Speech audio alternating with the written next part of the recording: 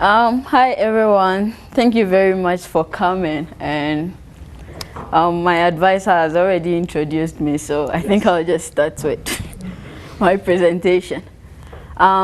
So today I'm presenting on the importance and approaches for activating the soil seed banks in the Gulch area. And this project is funded by the Big Hole Watershed Committee. It's an organization that is into restoration of mining impacted areas, I think in Butte and its environs. So the results of this project will be incorporated into the adaptive management strategy document for the Big Hole Watershed Committee for their ongoing restoration activities and future restoration activities. And so the outcomes of this project is kind of very important for Montana as a whole and other places. Like, we have a lot of places in the world that are impacted negatively by mining activities. So the outcomes of this project will really help a lot. So this is the overview of my presentation today. In the 1860s, gold, copper, and silver was discovered in Butte, and by 1884, copper was primarily mined in Butte and used for the production of electricity in the United States, which deemed it as the richest hill on earth. And then so, according to the record of decision for the Anaconda smelting site, the smelting operations began in 1884 and then completed in 1980. So in their earlier smelting activities, they processed 4,000 metric tons of ore per day, and then in 1910, it increased to 11,000 metric tons of ore per day.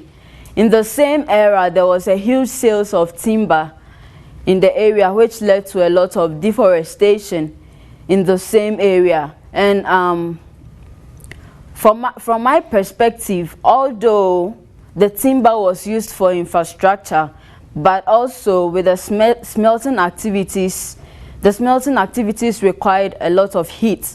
So some of the timber, in my perspective, was used in the production of heat for the smelting activities.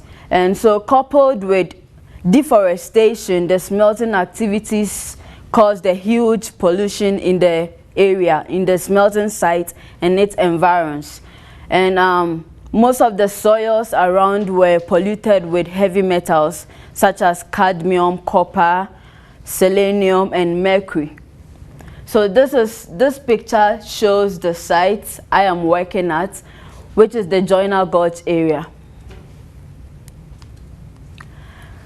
So my study area is located in the Mount Hagen uplands, which drains into the Mill Creek. So this is my study area, and those who have been going for skiing in that area, Wisdom. So this road is the Mill Creek Road, which leads to Wisdom, and this down here is the Mill Creek area. My study area is 7 miles from Anaconda, south from Anaconda Township, and then the elevation is 6561.68 feet. So what is the problem in this area? This is my study area. This picture was taken in May 2018, and this was taken just this year. And as you can see, there is lack of vegetation in this area.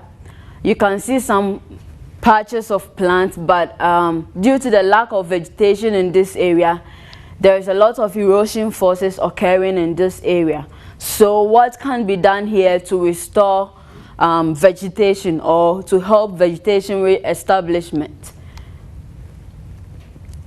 So Big Hole Watershed has done a very good job in restoring a lot of areas in Anaconda, including all these areas. So my area is between the Mill Creek and then the Joyner Gulch, so it drains down into the Mill Creek area. And Big Hole Watershed is mostly funded by the NRDP, and they get some support from DEQ, DNRC, and donations from the residents of Montana.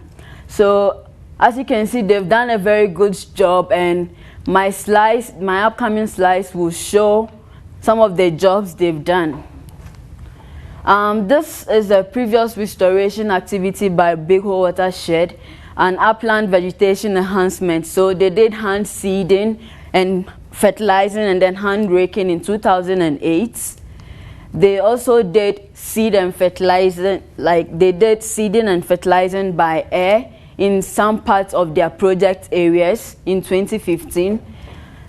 This was kind of a demonstration to know the application of only fertilizer in one of the degraded areas where they are working in October 2015.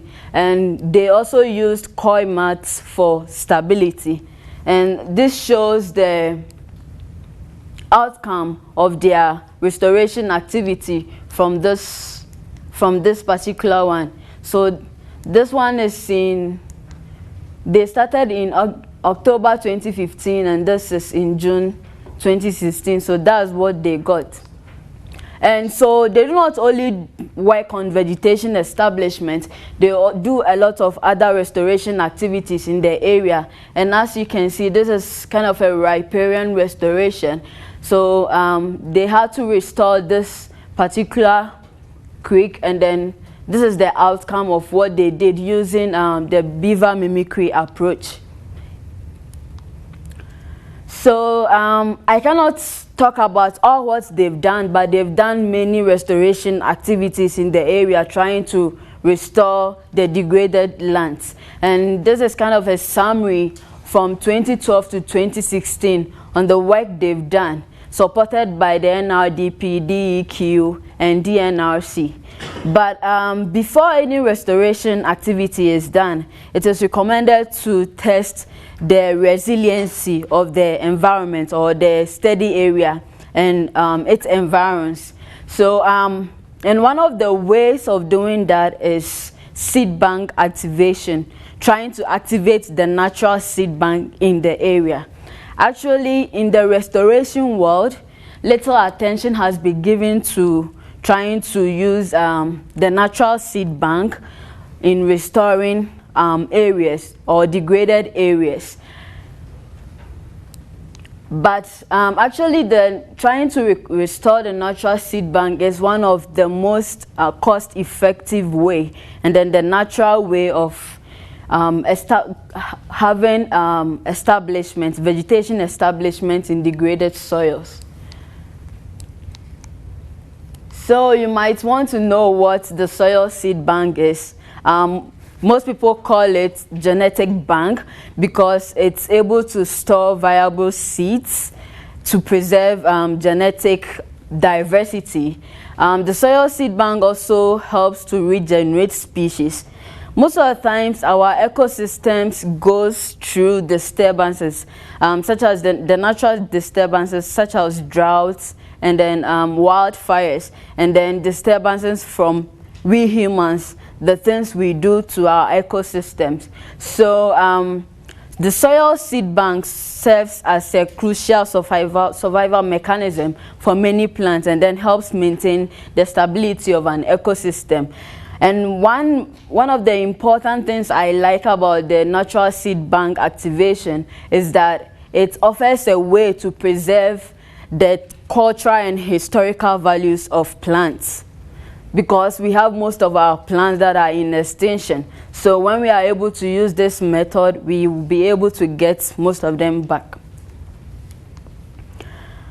So for our experiment to help restore our steady area, which after that our outcomes will be used in future restoration activities, our experimental objectives were to test the possible existence of plants life in the area, to test the presence of local seed bank in the area, test the effect of additional native seed augmentation in the area, and then test the effect of different amendment that has been utilized in earlier restoration activities. So as I said, there is an ongoing restoration activity in the whole area, and then they've been using fertilizers, and the fertilizers they use are biofertilizers, synthetic fertilizers, and mycorrhizae.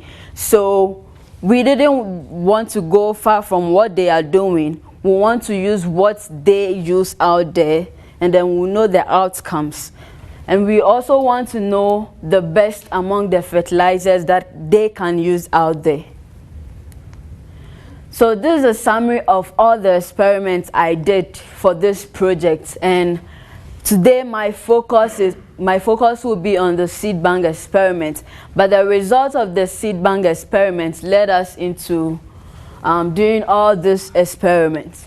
If I have time, I'll show you some of the results I have. So for our seed bank experiment, we did it in a greenhouse-based experiment. We did it in 2 wet regimes and 1 dry regime. The meaning of those is that the wet regime is that the trays in the greenhouse were watered 3 times a day, and then the dry regime is that we left the trays for 2 weeks after the first wet regime. Like, so we had 2 phases in the wet regime. So let me say phase 1 of the wet regime. After the phase 1 of the wet regime, we had to leave the soil to dry out, and then for the phase 2 we started watering again. So the first wet regime started in May 2018 and then ended in September 2018, and then we had 2 weeks for the dry regime, and then we had the second wet regime September to December. So why we did these 2 regimes is that we wanted to try and activate the most seed in the soil. So in May 2018, right after the snow melt, we went out there to the study area and to collect soil samples. We collected 120 gallons of soil samples, and actually this picture was taken this semester, so it's not, yeah. So it's not the picture from the fall, but this one was taken this semester. It's not a picture from the summer. This was taken from the semester. And we went out there to collect these soil samples from like different spots in our study area, and then transported it to the Montana Tech greenhouse, where we started our experiment. So the first thing we did... I probably should set the... Sorry, you can't see, guys, what it's...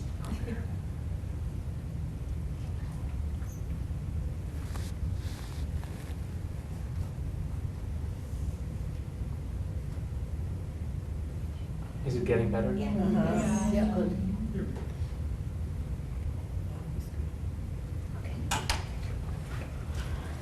So the first thing we did was our soil analysis. So we used the pH meter, the portable pH meter, and then the XRF to do our soil analysis. And then after that, to verify our results, we sent the sample of our soils to the University of Georgia Extension and Environmental Lab Services. And these are the results they got for us, which were very much closer to what we got from using the XRF and then the portable pH meter. So as you can see here, we have the heavy metals that were found in our soil, we have the nutrients that are in our soil, and then we have our pH. The pH of the soil is 4.94. But here, the concentrations of the soil, the concentrations of the heavy metals in our soil are not that high to prevent plant germination in our study area. But we see that we had no low nutrients in the soil, and then the pH is 4.94, kind of a little bit getting too acidic. But it's not that low to really prevent plants from germinating. And I'll use one of my colleagues' experiments to show you why I'm saying it's not that low to, or it's not likely to prevent plant germination. So this experiment was done by Gerald. He did those experiments here in the Butte area, and actually in general, plants prefer neutral pH. But from his research here in Butte area, with a native species here in Butte, they can tolerate lower pH levels, as in the case of his research. And then also he did this research for the heavy metals, and then as you can see from our results, his result shows that the plants are likely to germinate, or plants are likely to germinate in this zones, as you can see here in Butte. So for our study area, from the result that we got from our concentrations, the result that we got will not prevent any plant from germinating. So with the experiment set up, we had to clean the soil from bigger debris, and then we seeded it with a seed mix of 7 plants, and we did that in 12 different treatments and 1 control with 10 replicates. So each treatment was in 10 replicates, and then we calculated the fertilizer as per what was used out there for the restoration activities per acre. So we did that per acre and then per tray. So we calculated according to what they use per acre. So we looked at the tray size and then we calculated per our tray size. So this is the seed mix that we used. As you can see, they are all native species to Montana. We used 4 forbs, and then we used 3 grasses, and these are the amounts we used in each tray. And as you can see, these are some of the germination that we got. So those here, some are voluntary species and some are the ones that we seeded. And so these trays were placed in the greenhouse and then were watered 3 times daily. And then when we started seeing germinations, we did plant census and species identification. So the first thing we did was the plant census. The plant census, we did it for 2 weeks. We had to be counting the plants in each tray every day. And then after the 2 weeks, we did it once a week to know the number of plants that germinated in each tray. And sometimes when you count them, you see that some of the plants reduce, and then sometimes some of the plants increases depending on the tray. So some of the plants were dying and some of them were just germinating. And then with the species identification, we wanted to know the types of plants that germinated in each tray, apart from what we seeded in our tray. And then with the biomass, I earlier said that we did it in, we did the wet regime in 2 phases. So after the first phase of the phase 1 regime, we harvested all the plants from the roots to the shoots in each tray, and then dried them for 48 hours at a temperature of 40 in an oven, 40 degrees Celsius in an oven. And then we measured their biomass. So we did that for each tray. So actually I couldn't show the video because the computer doesn't support it. So yeah, I don't know if you can check. Just request me, I don't know. Yeah, we can try. Just go back there.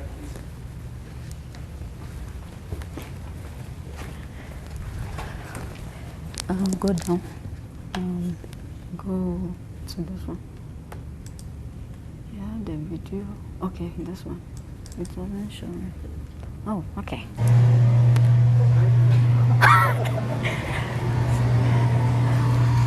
So this is a video for the species identification to show you how the species were identified. So that was done for all the 120 trays. So for each tray, we had to identify the type of plant that germinated in each tray. And sometimes you can have about 40, 50 plants germinating in one tray, and you have to try and identify all of them. And as I said earlier, we had like 3 types of grasses in there. So the difficult part was how to identify the grasses. Yeah.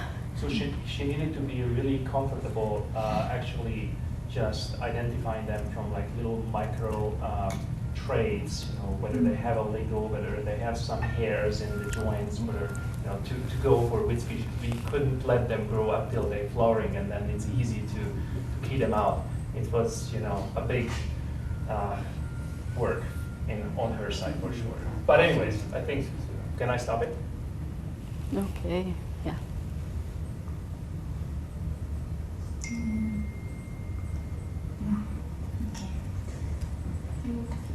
Wow. Is it okay? Let it finish. You can forward it, if that is possible. So I had to use the light because although there was light in the greenhouse, I really needed to see them. Yeah. So as you can see, I had all these plants germinating, so I had to identify all of them. Lots of zeros there. Okay, thank you. You're welcome.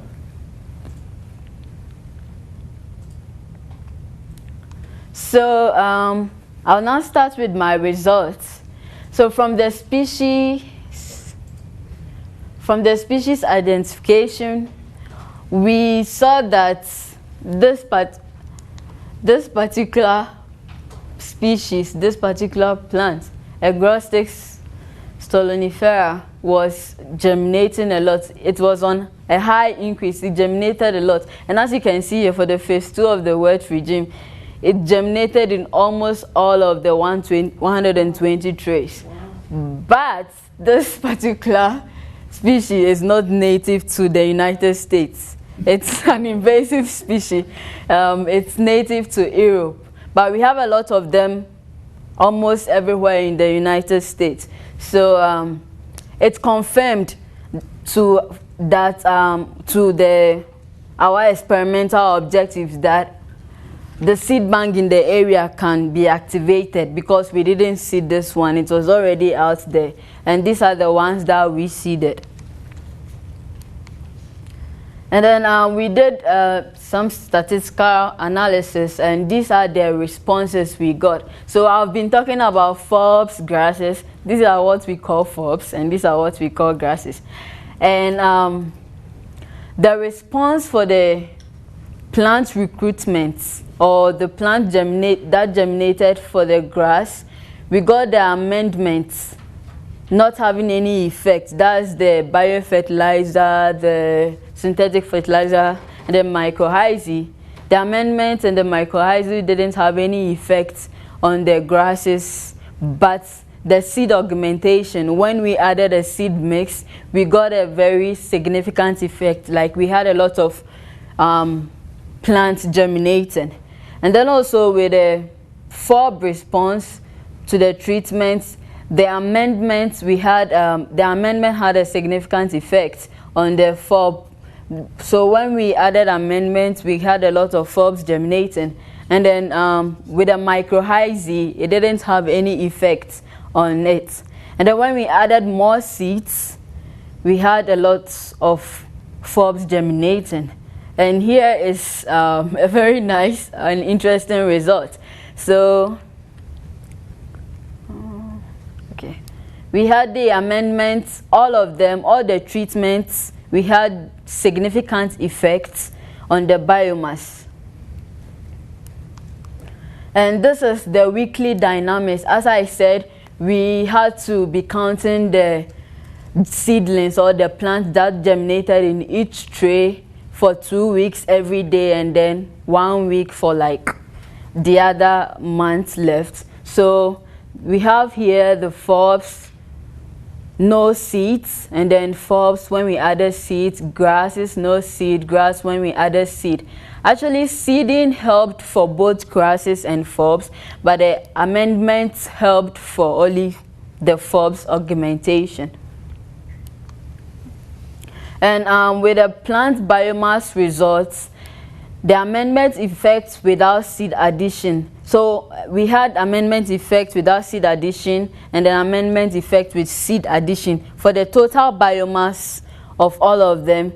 So in both cases, the amendments made a significant increase in the case of biofertilizer on the total biomass.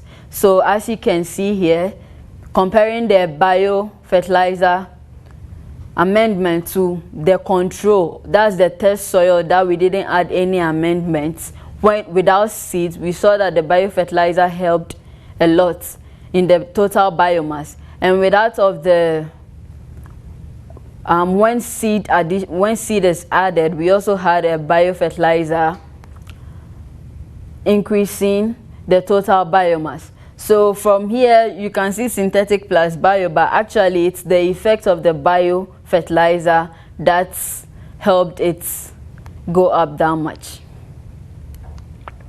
And with the plant biomass results for the mycorrhizae, we saw earlier in the statistical result that mycorrhizae had an effect on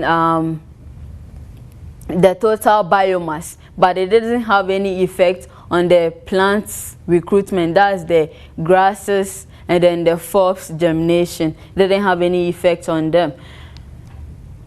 Actually, it's obvious because the mycorrhizae is a fungus that increases active root surface for nutrient acquisition through a symbiotic relationship. So it colonizes and extends the roots of the plants very far so that it can reach nutrients. And with the seeding, when we added seeds, we had an increase in the total grasses, and then we had an increase in the total number of forbs. As you can see here, when we do not add seed to the test soil, we do not get much grasses germinating, but when we add seed to them, we get a lot of germination. Same applies to the forbs. And this is an interesting result because we weren't expecting this one. So with the amendment effect without seed addition on the total number of forbs, we saw that the amendment didn't have any significant effect on forb diversity without seed addition. And with vegetation establishment, we really want a lot of diversity. And with when seed is added, we saw that with the total number of forbs, in this case, the biofertilizer, which our earlier results shows that is the best fertilizer among all of them, had a negative effect on the diversity. So it's quite interesting, and we are yet to find out why we got this one, like why. But for now, what I can say is that I think addition of more fertilizer can also affect plant germination. That's what I can say for now. So in conclusion, our results indicate that the soil of the study area had significant seed bank that we can activate with different treatment. And biofertilizer increases plant biomass but decreases plant diversity, as in the case of the forbs. Mycorrhizae increases plant biomass but does not increase plant recruitment or diversity, as we saw in our statistical analysis. And the diversity that was appearing was quite low, so we recommend that in future restoration activities, the seed mix should be augmented to achieve diversity. And then also the amendment effect was controversial, as we just saw from our slide, in the case of species diversity, because biofertilizer had a negative effect on phosphorus richness. So in the greenhouse, we did a lot of watering, as I said earlier. So water was not limited. And this is the climatic diagram from our study area. This area is the growing period. So as you can see, we have kind of a hot season here. We have an increase in temperature, a high temperature, and then we have low precipitation. And that is actually not very good for the germination period, which is from June to September. So that is what my next research was into, to find solutions for the soil in the area to retain water and help in vegetation establishment and good diversity. I think you might want to maybe show some of the graphs that you want to. Yeah, or okay. Maybe we should vote on it. Okay, thank you. And yeah, if you want me to show some of the... Maybe people can have questions right now, and if we have still time for it, then we can, how about that? So thank you. Okay.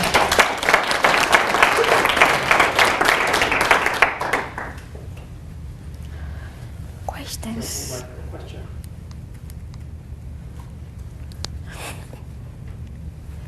When you collected your seed bank soils, you said you collected 120 gallons. Yeah. So that's very ambitious to haul that dirt off that steep hillside. Yeah.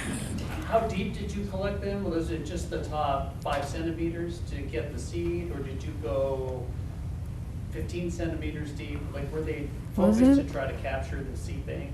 Was it like up to... We just, yeah, you can tell, because we write it down.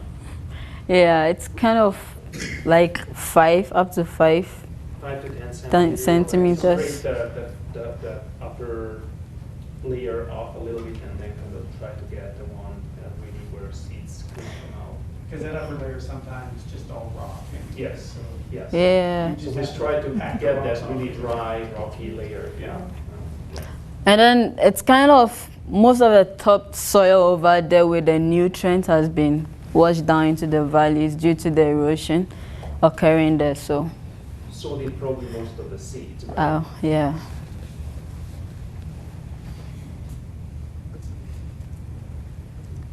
Okay, if there right now no questions, we could probably show some of your results on the water retaining amendments. Okay, so our results from the seed bank experiment showed that the soil in the study area had low water retaining ability.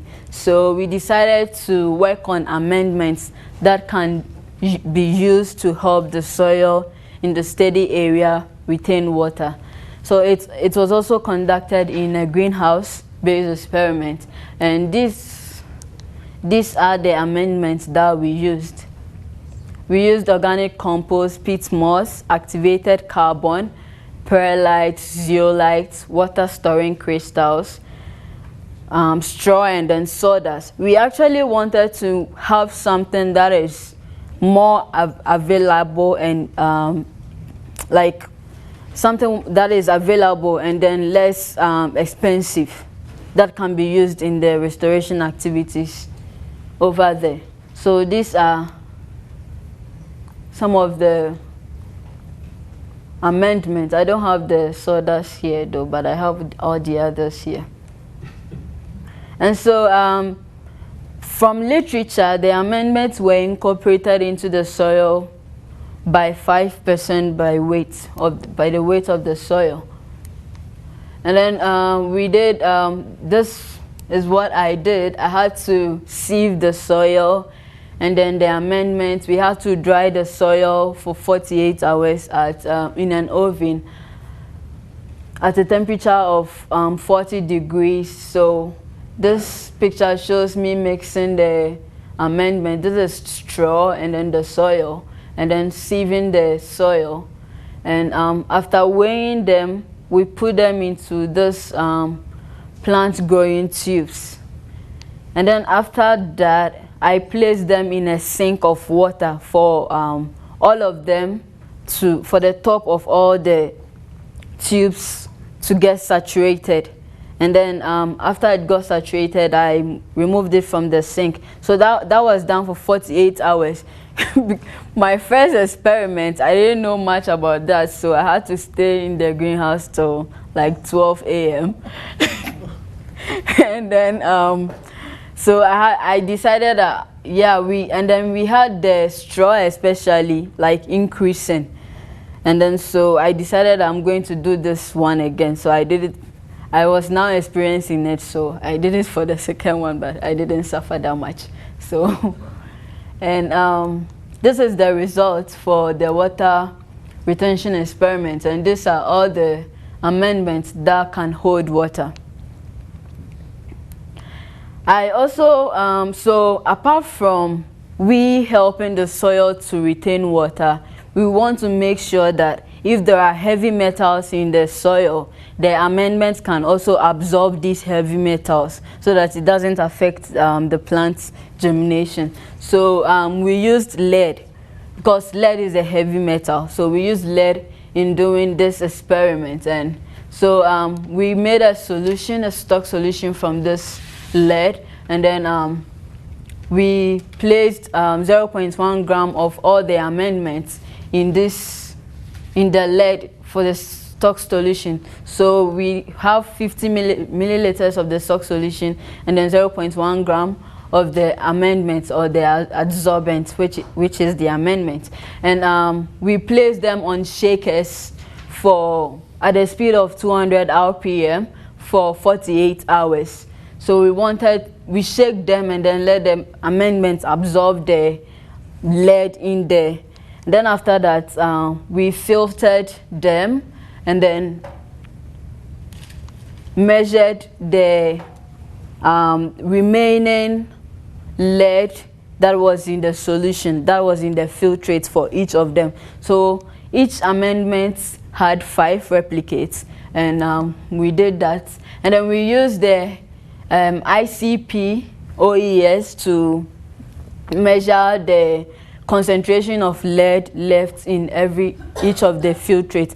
But we actually wanted to do it at once, so we straight away used the filtrate that we got from each of them, but it was kind of too high for the ICP, so we had to dilute it by a factor of 10 using HNO3. So this is the result for the lead adsorption experiments. So we got to know that these are the amendments that can absorb the heavy metal. So could you explain, maybe we should also turn back to the earlier figure, what was the best outcome, so that people should see what were different from the other in the case of water retaining, and also in the batch experiment, what turned out to be the best? So in the case of water retaining, we had these amendments being burst for the water retaining, and so we're going to we're basing our outcomes or our results on the water retention and then the lead adsorption experiment. So as you can see here, these are the best amendments that can retain water. And then with the lead absorption, we had these ones that can absorb the lead solution. That soil without, so which had the most, which was the best retaining on the figure? So this one is the water storing crystals, but actually it's kind of made of plastics. So from my perspective, I think it's in the long term, it's not a good amendment to be used for restoration. So I right away took it out from them. So yeah, and then also so after getting all these ones, we wanted to know if they can really help in plant germination. So the next thing we did was the germination test, and we did that for 4 weeks. We used wheat as the plant to replace the plant, and so this is what we did. We did it for arid and then ample. What I'm trying to mean here is that in the greenhouse we did a lot of watering for the seed bank experiment, but out there in the field we do not have much water, so we decided to try to mimic in the field perspective. And then so this is what we got from our germination test. So for the arid, we saw that activated carbon. So we had to choose from the lead adsorption experiment and then the water retaining experiment. So these are the amendments that we chose from them.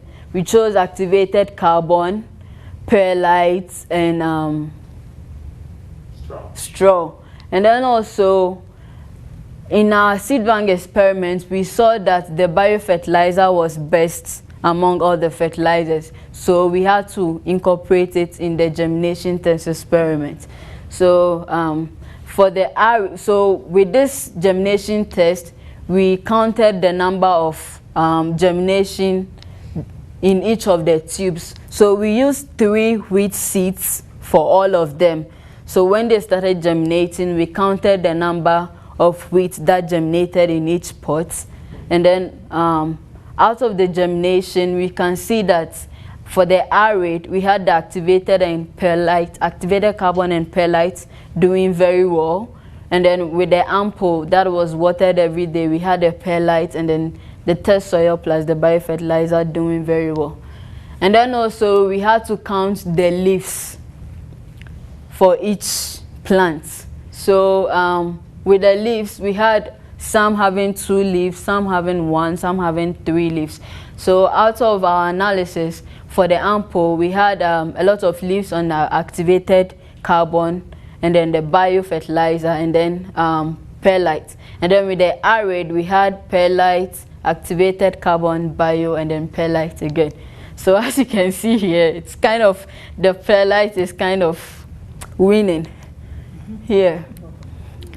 And then also with the shoots, so we had to compare, with the shoots, we cut the shoots and then the roots. So we measured the shoots alone and then we measured the roots alone. And from this one, you can see that with the ample, we have activated carbon and the test soil plus biofertilizer. And then with the arid, we have perlite plus bio, and then activated plus biofertilizer.